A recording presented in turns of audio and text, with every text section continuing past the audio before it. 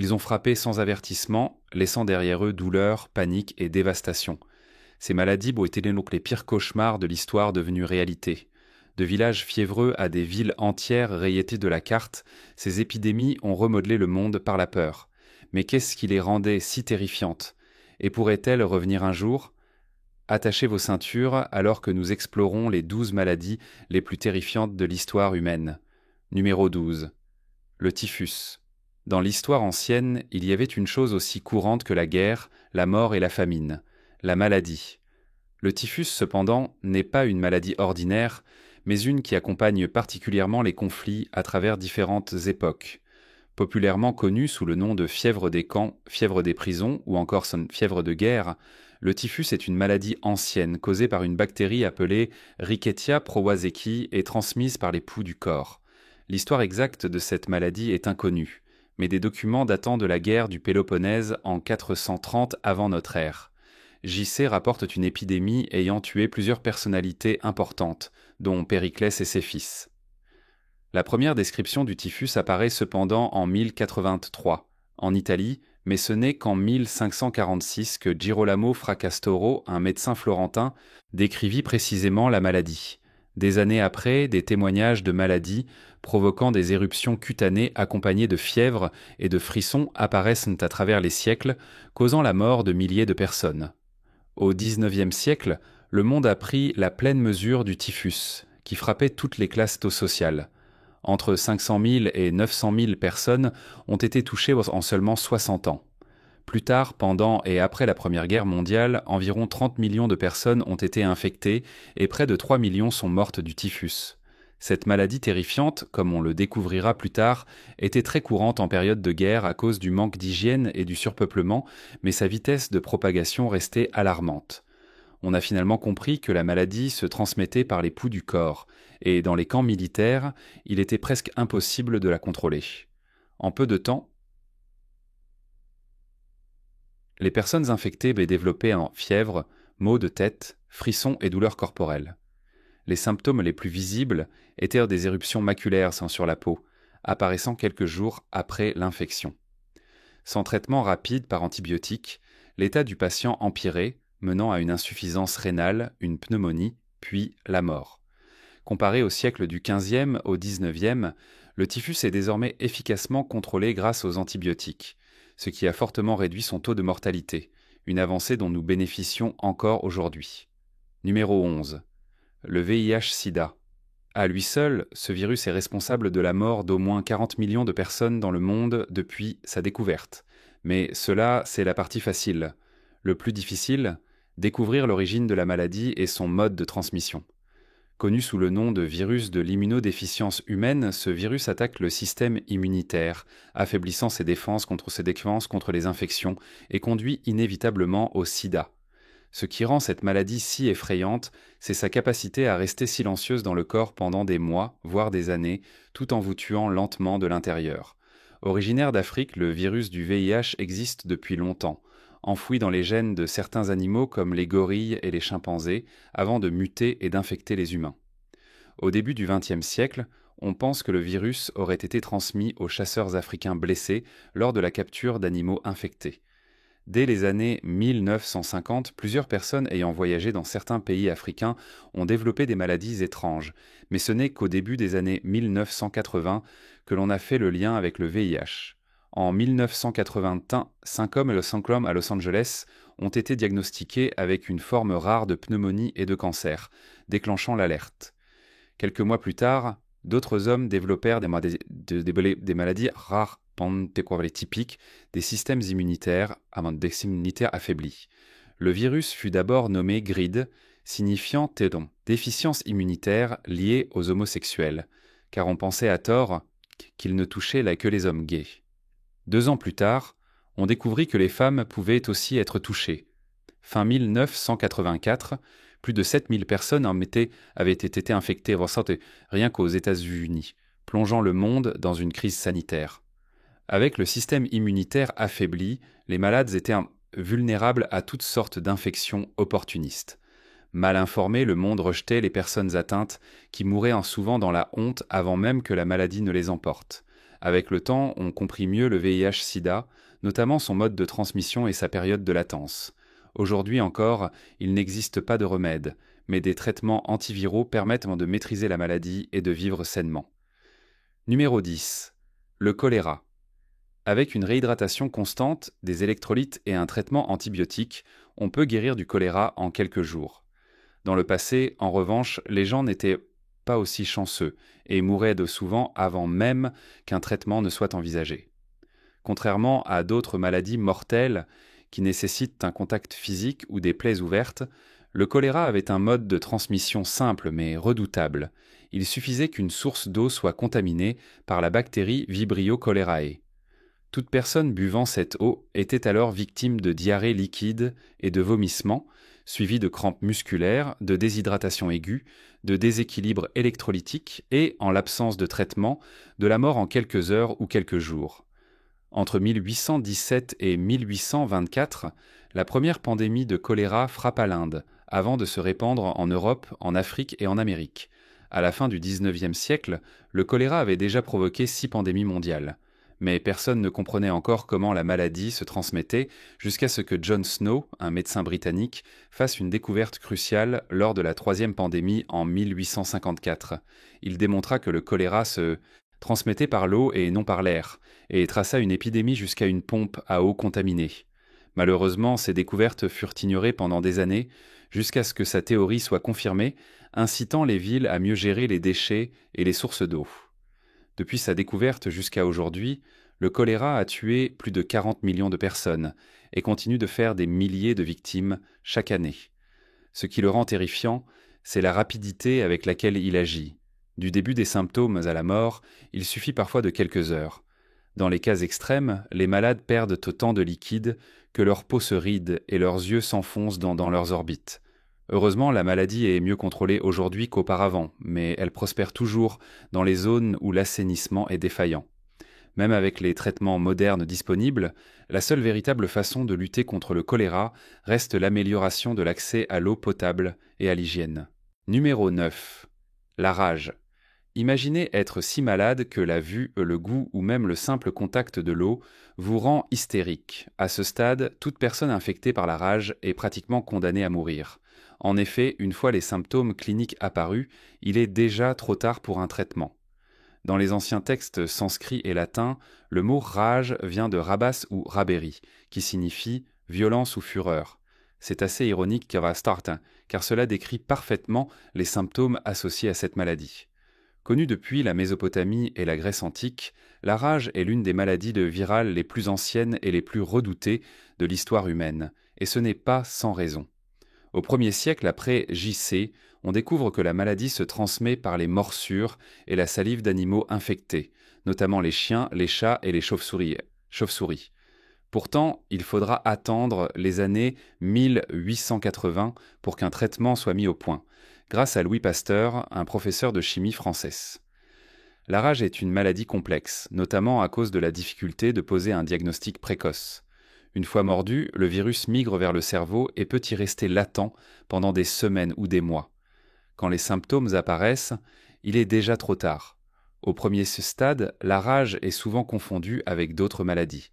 Mais lorsqu'elle progresse sans traitement, le malade développe de la fièvre, puis des nausées, des vomissements, des comportements violents, une peur de l'eau, de la mousse à la bouche, et meurt finalement. D'après les archives historiques, seules environ 15 personnes auraient un survécu à la maladie, ce qui illustre sa dangerosité. Bien que la rage soit aujourd'hui mieux contrôlée, elle cause encore près de 60 000 décès par an, dont 40% chez des enfants de moins de 15 ans. Un rappel brutal que, malgré les avancées médicales, certaines maladies restent hors de notre contrôle. Numéro 8. La tuberculose. Aujourd'hui, on peut en réchapper grâce aux progrès médicaux, mais au XIXe siècle, être atteint de tuberculose était presque une condamnation à mort. Également connue sous le nom de voleuse de jeunesse ou TB, la tuberculose était un fléau en Europe au XVIIIe siècle, tuant plus de jeunes que de personnes âgées. Une étude de 2014 suggère que la tuberculose proviendrait à l'origine des animaux avant d'être transmise à l'homme. Des traces de la bactérie responsable, Mycobacterium tuberculosis, ont été retrouvées dans un fossile vieux de 500 000 ans, ce qui laisse penser qu'elle est bien plus ancienne que ce que l'on pensait. Quoi qu'il en soit, on sait qu'elle existait déjà à l'époque néolithique, il y a plus de 9000 ans. Transmise par voie aérienne, elle attaque les poumons et se propage facilement par la toux et les éternuements.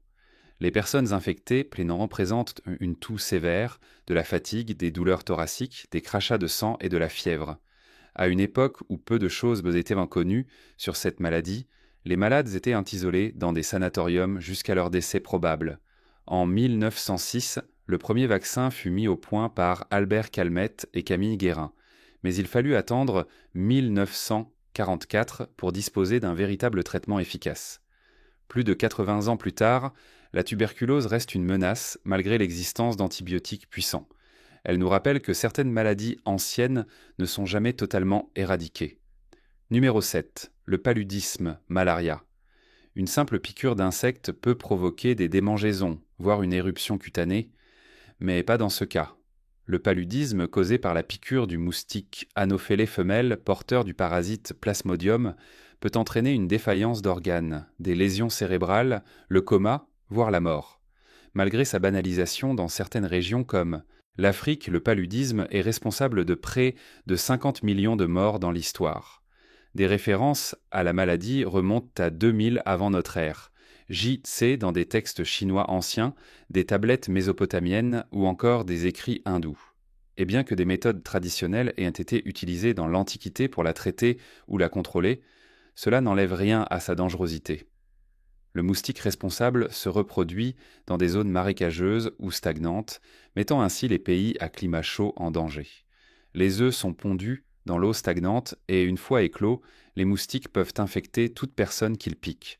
Une fois dans le sang, le parasite attaque le foie, puis les globules rouges. Ce qui est effrayant, c'est que le parasite peut rester silencieux dans le corps pendant des mois avant que n'apparaissent les symptômes. Forte fièvre, frissons, vomissements, confusion, perte d'appétit, etc. Sans traitement, le patient peut souffrir de gonflement cérébral, d'insuffisance organique, puis mourir. Dans l'histoire, les traitements consistaient en saignée, amputation ou remèdes à base de plantes. Heureusement, cela n'est plus nécessaire aujourd'hui grâce à des médicaments modernes. La chloroquine, développée en 1946, reste l'un des traitements les plus efficaces. Même si des traitements sont disponibles, la prévention reste la meilleure arme contre le paludisme. Numéro 6. Ebola. Plusieurs maladies ont existé au cours de l'histoire, mais seules quelques-unes ont inspiré une peur véritable, comme l'Ebola en 2013. Connue comme l'une des maladies les plus mortelles ayant jamais existé, l'Ebola est apparu pour la première fois en 1976 lors de 2 épidémies distinctes. Initialement considérée comme une maladie transmise par contact physique, sa véritable nature a été révélée pendant la pandémie. Causée par le virus Ebola, que l'on pense hébergé par les chauves-souris frugivores, la maladie se propage par simple contact direct avec les fluides corporels ou les tissus de personnes infectées. Lors de l'épidémie, les agents de santé devaient se protéger avec des combinaisons intégrales, des masques et des gants couvrant tout leur corps. Mais malgré la facilité avec laquelle elle se transmet, le vrai danger réside dans la rapidité avec laquelle un individu peut passer de l'état de santé à la mort. On peut être parfaitement bien un instant et lutter contre des hémorragies internes et une défaillance d'organes quelques jours plus tard. Au début, les symptômes peuvent être confondus avec ceux de la grippe, ce qui entraîne des erreurs de traitement. Mais rapidement, la maladie évolue, endommageant les organes internes. Entre 2013 et 2016, environ 28 000 personnes ont été infectées, dont plus de 11 000 sont mortes, faute de traitement curatif. Ironiquement, certaines personnes ont survécu sans traitement, certains affirmant avoir été soignés par des remèdes à base de plantes. Lors de la dernière épidémie, les malades étaient maintenus hydratés, car la mort survenait souvent par choc dû à une perte de fluide. Les saignements, bien que rares, étaient un signe d'aggravation. En général, les survivants souffraient ensuite de douleurs musculaires et articulaires à long terme, ainsi que d'une inflammation du foie. Depuis 2019, un vaccin contre le virus Ebola a été mis au point et s'est révélé efficace 10 jours après l'administration. 10 ans après l'épidémie qui lui a valu le titre de maladie la plus meurtrière de l'histoire récente, Ebola n'a toujours pas été éradiqué. Et puisque le virus est toujours là, prêt à frapper de nouveau, la course contre lui continue. Et on espère ne pas la perdre. Numéro 5. La peste bubonique. À quel point une maladie doit-elle être mortelle pour anéantir la moitié de la population mondiale? Au XIVe siècle, la peste bubonique fut si fatale qu'environ 50 millions de personnes en sont mortes. Vers 1347, lorsqu'elle frappa pour la première fois l'Europe, elle tua un tiers de la population, provoquant une panique mondiale. Mais la cause de la maladie n'était pas ce que l'on aurait imaginé à l'époque. Tout reposait sur une mauvaise hygiène. Déchets, excréments d'animaux et même humains étaient régulièrement jetés dans les rues. Cela entraîna une prolifération de puces, parasites et agents pathogènes dans les villes. La puce responsable de la transmission de la bactérie Yersinia pestis prospérait dans ces conditions et, en sautant d'hôte en hôte, propageait la maladie rapidement. Mais ce n'était que le début. La peste bubonique se répandait et agissait si vite qu'une personne infectée mourait en 3 jours.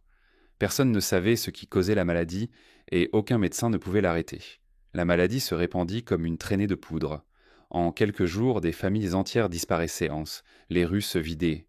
Les symptômes étaient horribles. Fièvre soudaine, frissons suivis de bubons, des gonflements douloureux au niveau du cou, des aisselles ou de l'aine. Ces bubons remplis de pus et de sang noircissaient en quelques jours, donnant naissance au terme « peste noire ». Si le patient n'était pas traité, l'infection passait dans le sang et les poumons, provoquant une septicémie et une forme encore plus mortelle, la peste pulmonaire. Le patient mourait ensuite en quelques jours. En raison des conditions de vie de l'époque, la peste bubonique revenait en vague, maintenant la peur pendant des générations. Aujourd'hui, la peste bubonique n'est plus une menace grâce à de meilleures conditions d'hygiène, mais le simple fait qu'elle existe encore dans certaines régions du monde suffit à nous rappeler qu'il ne faut jamais baisser la garde. Numéro 4. La lèpre. Des traces de cette maladie remontent à plus de 4000 ans, avec des mentions même dans les textes bibliques.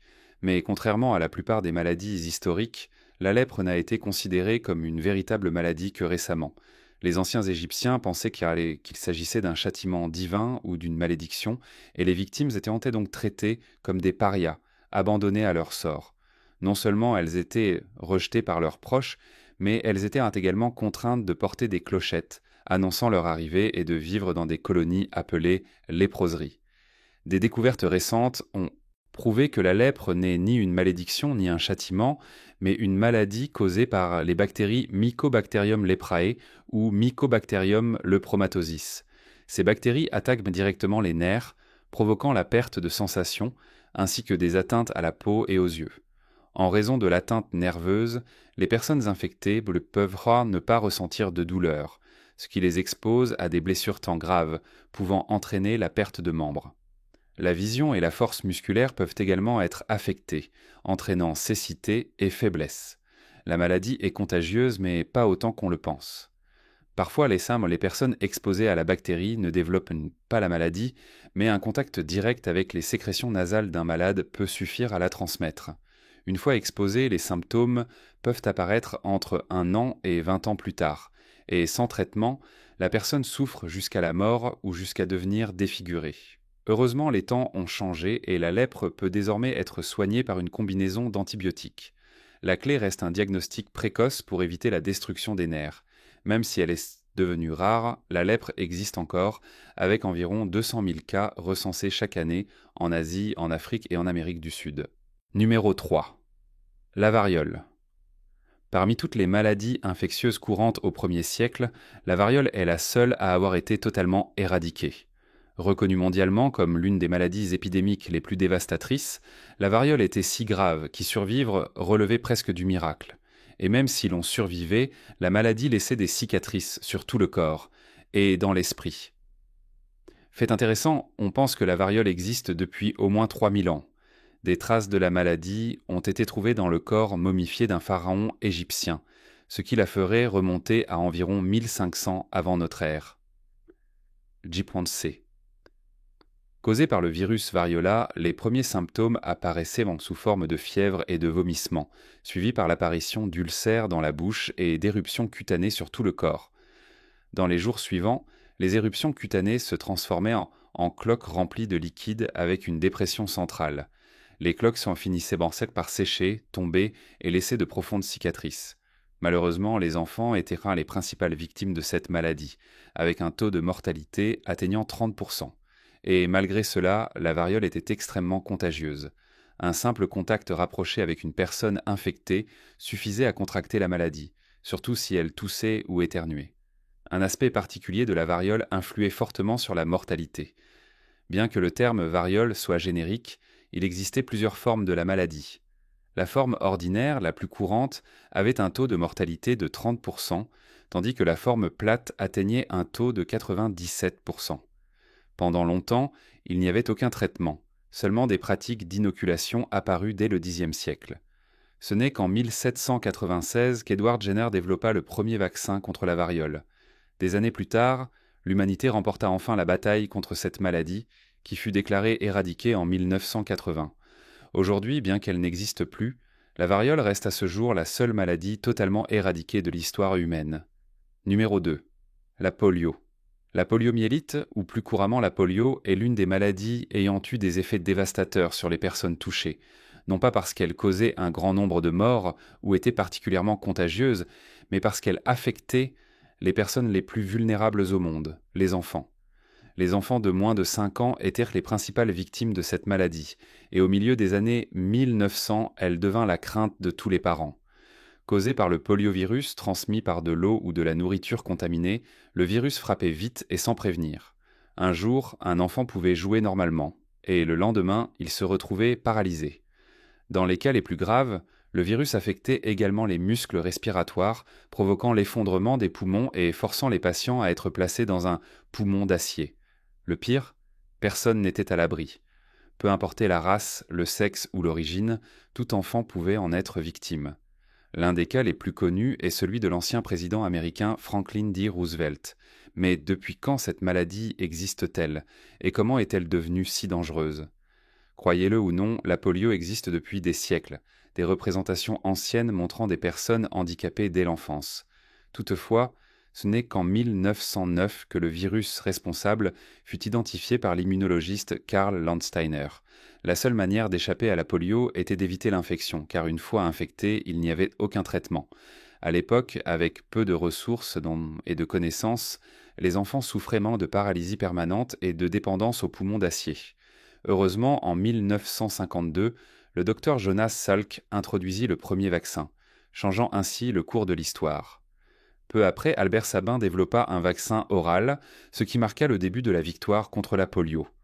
Aujourd'hui, seuls quelques cas subsistent en Pakistan et en Afghanistan, et la polio a presque disparu du monde, ne laissant qu'un souvenir à peine vivant. Numéro 1. La grippe espagnole. Pendant la Première Guerre mondiale, un nouvel ennemi fit son apparition, et ce n'était pas un pays. Il s'agissait de la grippe espagnole, bien plus meurtrière que les bombes ou les balles. Malgré son nom, cette maladie ne vient pas d'Espagne, mais du Kansas, aux États-Unis, en 1918. De là, elle se propagea dans le monde entier, atteignant notamment la France et l'Allemagne, causant l'infection d'environ 500 millions de personnes et la mort de près de 50 millions d'individus. Ce qui rendait cette épidémie si tragique, c'est qu'elle touchait principalement les jeunes adultes, les tuant après de longues souffrances. Les symptômes ressemblaient à ceux de la grippe ordinaire, maux de tête, fièvre et maux de gorge. Mais lors de la deuxième vague d'infection, les choses empirèrent, menant à des pneumonies bactériennes, cause principale de décès. Dans certains cas, les symptômes incluaient également des saignements de nez et de bouche, la perte des cheveux et des dents, une mauvaise odeur corporelle, voire de l'insomnie. En quelques heures ou quelques jours, les malades pouvaient mourir s'ils n'étaient pas soignés. Les médecins utilisaient des saignées et divers médicaments pour tenter de soulager les patients. Malheureusement, leurs moyens étaient très limités, ce qui entraîna de nombreux décès. Certains pensent que cette maladie aurait pu être une arme biologique visant à influencer le cours de la guerre, mais très peu d'éléments viennent appuyer cette hypothèse. La grippe espagnole disparut peu à peu, aussi rapidement qu'elle était devenue, et même si la souche d'origine n'existe plus, les scientifiques continuent à l'étudier pour mieux se préparer à de futures pandémies que nous espérons ne jamais voir arriver. Merci d'avoir regardé. À la prochaine vidéo.